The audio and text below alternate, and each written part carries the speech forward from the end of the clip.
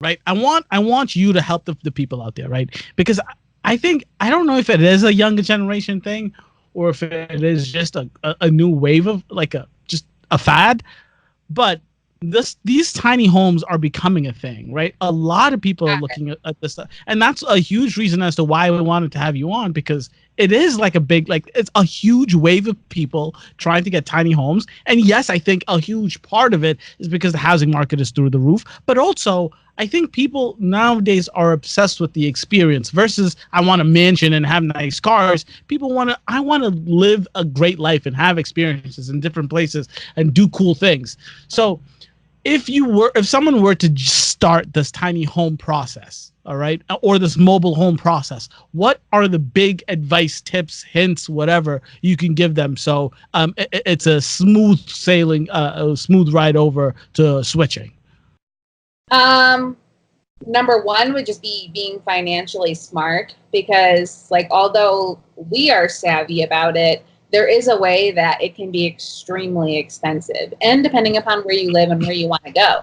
If you want to spend your whole time in California, New York, Washington, Florida, like the more expensive areas, in terms like when we were in California, that was $860 a week. So yeah, you're not being financially savvy depending upon where you want to go. I'm not saying don't go to those places. But I would say being financially savvy, doing your research. There are a lot of bad manufacturers for RVs or even just tiny homes in general out there that, like, yeah, they may look gorgeous, but are they made with like cheap materials? Like, what was the labor that was put into them? Because you don't want to drop, let's just say, $50,000 on a fifth wheel or a travel trailer mobile home, you know what I mean? And have it be so cheaply made. And if you're not able to buy it in cash and you are financing it and you buy a poorly made rig, and then you're going to be underwater and you have all these problems that need to be fixed, you know what I mean? Then you're not coming out ahead in terms of the tiny living journey. So, okay.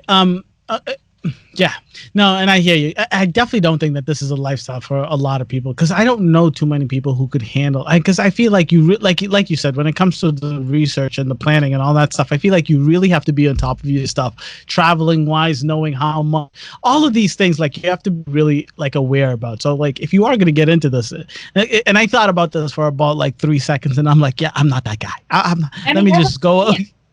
Like, the thing is just to have a plan. Like, if you're only, like, I know a few people that are only doing the tiny living in a fifth wheel like this while they're saving up to build a home. You know what I mean? So, like, have a set plan. Like, if you know that, like, yep, I want kids in 3 years, well, then go into it knowing, like, hey, like, I'm only going to be doing this tiny living for 3 years. And then after that, I need to be financially ready to go and have my child and probably go back to a sticks and bricks home.